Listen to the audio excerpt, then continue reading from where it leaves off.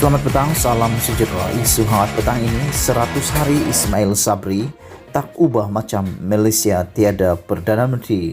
Berita sepenuhnya.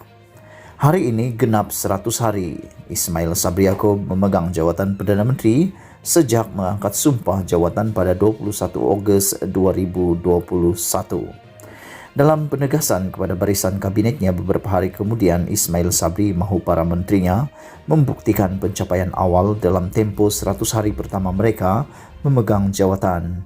Justru katanya para menteri perlu membuat perancangan jangka pendek dan panjang serta mencapai sasaran yang ditetapkan. Saya akan pastikan kabinet ini menekankan budaya kerja berprestasi tinggi, tambahnya lagi. Dalam hal ini, sementara menteri-menteri diminta menunjukkan prestasi mereka dalam tempo 100 hari, tetapi ada pula prestasi dan pencapaian, prestasi dan pencapaian Ismail Sabri sendiri. Apakah beliau berjaya cemerlang atau gagal dalam 100 hari pertama ini? Untuk itu, saya telah mendapatkan pandangan rambang pelbagai tentang sama ada rakyat sebenarnya puas hati atau tidak terhadap keberadaannya sebagai Perdana Menteri. Rata-rata yang ditanya memberikan jawaban hambar dan mereka tidak nampak apa pembaharuan atau ide baru yang diperkenalkan sejak 100 hari lalu. Ismail Sabri, kata mereka, hanyalah Perdana Menteri yang menjalankan tugas-tugas pentadbiran biasa dan melakukan sambungan kerja apa yang telah dilakukan oleh Mahyadin Mat Yassin sebelum ini saja. Malah mereka berkata keluarga Malaysia yang diperkenalkan Ismail Sabri juga menciplak apa yang pernah dilancarkan oleh Dr. Wan Azizah Wan Ismail ketika memegang jawatan timbalan Perdana Menteri, selain konsep itu tidak ubah seperti satu Malaysia yang diperkenalkan Najib Razak pada 2013 dahulu. Turut agak mengejutkan apabila anak-anak saudara saya yang masih bersekolah yang berusia antara 16 dan 17 tahun serta bakal menjadi pengundi tahun depan bila berusia 18 tahun hanya mampu memberikan jawaban entah apabila ditanya tentang pembaharuan dan prestasi Ismail Sabri. Agak-agak BN boleh dapat tak undi 18 ini jika Ismail Sabri masih dipertaruhkan sebagai calon Perdana Menteri dalam PRU 15 nanti. Secara umum dan juga berdasarkan reaksi yang diperoleh itu, kesimpulan yang boleh dibuat ialah Ismail Sabri merupakan Perdana Menteri yang dianggap gagal dan paling lemah setakat ini. Kalau dulu Tun Abdullah Badawi dianggap sebagai Perdana Menteri paling lemah dan kemudian apabila Mahyadin jadi Perdana Menteri, Presiden Bersatu itu dilihat lebih lemah daripada Tun Abdullah Badawi. Kini tanpa keraguan lagi Ismail Sabri adalah penyandang juaranya. 100 hari berlalu tanpa sesuatu yang mengesankan di hati rakyat, tiada dasar atau pendekatan baru, khususnya dalam merangsang ekonomi pasca pandemik COVID-19. Ini adalah sesuatu yang amat malang sekali buat negara ini. Walhal dengan adanya MOU dengan blok pembangkang PH, Ismail Sabri sepatutnya mampu melakukan lebih banyak usaha untuk kebaikan rakyat dan juga negara. Malangnya, MOU yang berasaskan transformasi dan kestabilan politik itu langsung tidak menyerlahkan adanya perkara-perkara baru yang dilaksanakan untuk faedah rakyat dan negara. Yang terserlah, beliau seolah-olah telah menjadikan MOU itu sebagai jalan kebebasan untuknya melakukan apa saja bagi mengukuhkan kedudukannya dalam UMNO dengan melantik demi melantik pemimpin-pemimpin parti yang dirasakan boleh menyokongnya dengan pelbagai kedudukan, jawatan serta habuan dalam kerajaan. Dalam tempoh 100 hari ini, kalau ada pun prestasi cemerlang Ismail Sabri yang boleh menjadikannya lebih hebat, ia hanyalah kemampuannya melaksanakan scheme of things melebihi apa yang Mahyadin telah lakukan hingga beliau kini dijolok dengan gelaran Bapa Perlantikan Negara.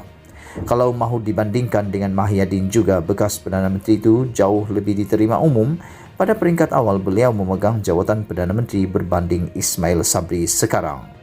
Hanya di hari-hari seterusnya, terutama kerana dilihat bersubhat mengganggu kerajaan Sabah sehingga diadakan PRN, kemudian wabak COVID-19 merebak semula, melaksanakan PKP demi PKP yang disusuli darurat serta menggantung parlimen untuk melindungi jawatannya, barulah ketika itu secara perlahan-lahan kedudukannya menjadi pertikaian ramai. Tambah buruk lagi kerana Mahyadin lebih memilih pendekatan muncul melalui perutusan khas saja sehingga beliau mencatat rekod sebagai Perdana Menteri paling kerap di dunia muncul secara sehala dalam tempo 17 bulan berkuasa, tetapi hanya sekali dua berani bersemuka dengan media. Banyak isu-isu yang muncul langsung tidak diindahkan oleh Muhyiddin, sehingga akhirnya kemarahan rakyat kian membesar hari demi hari, lalu ia menjadikan beliau tersungkur sudahnya. Tidak belajar daripada kejatuhan Muhyiddin, Ismail Sabri turut memilih pendekatan mengunci mulut dalam banyak isu yang muncul dan yang menjadi perhatian rakyat. Dalam isu rumah RM 100 juta untuk Najib yang diluluskan secara dasar oleh kabinet, meskipun seluruh rakyat bercakap mengenainya sehingga bekas Perdana Menteri itu menarik balik permohonannya, Ismail Sabri masih gagal berkata apa-apa mengenainya sehingga ke hari ini.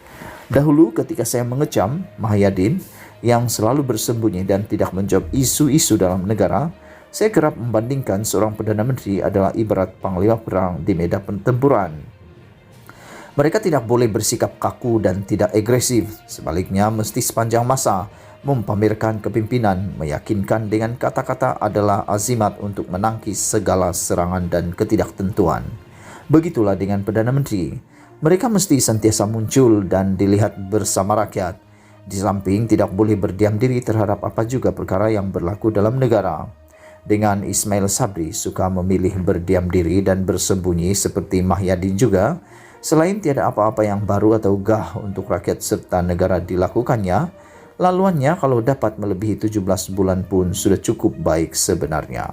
Rakan-rakan dalam UMNO sendiri hanya mampu geleng kepala sama ada BN mampu menjadi pilihan pengundi dalam PRU15 akan datang. Kiranya ditakdirkan Ismail Sabri menjadi pilihan untuk dinaikkan lagi sebagai calon Perdana Menteri. Tanpa ragu-ragu mereka menyebut Muhammad Hassan, Hishamuddin Hussein atau Khairi Jamaluddin adalah antara figura yang lebih baik dan lebih mampu mendatangkan keyakinan rakyat berbanding Ismail Sabri. Tidak kurang yang mengatakan jika pada 8 Desember ini rayuannya diterima di Mahkamah Rayuan, Najib lebih baik dicalonkan semula sebagai Perdana Menteri. Kata mereka berseluruh, jangankan mendengarnya berucap, melihat Ismail Sabri berdiri atau berjalan pun tidak memberi apa-apa tarikan atau keyakinan kepada rakyat. Kesimpulannya, majoriti rakyat melihat dalam tempo 100 hari pertama ini, Ismail Sabri hampir tiada prestasi dan keupayaannya mentadbir negara ini sebagai Perdana Menteri. Atau ada atau tidak beliau sebagai Perdana Menteri, semuanya nampak sama saja. Bahkan kadang-kadang seperti dirasakan, negara ini tiada Perdana Menteri ketika ini. Ibarat dalam sebuah rumah, jika seorang ayah itu tidak berfungsi kepada ahli-ahli keluarganya, ada atau tidak, ia sama saja. Ditulis oleh Sahbuddin Hussein. Sekian isu hangat petang ini. Jangan lupa tinggalkan komen Anda, tekan butang subscribe dan kita jumpa lagi. Bye-bye.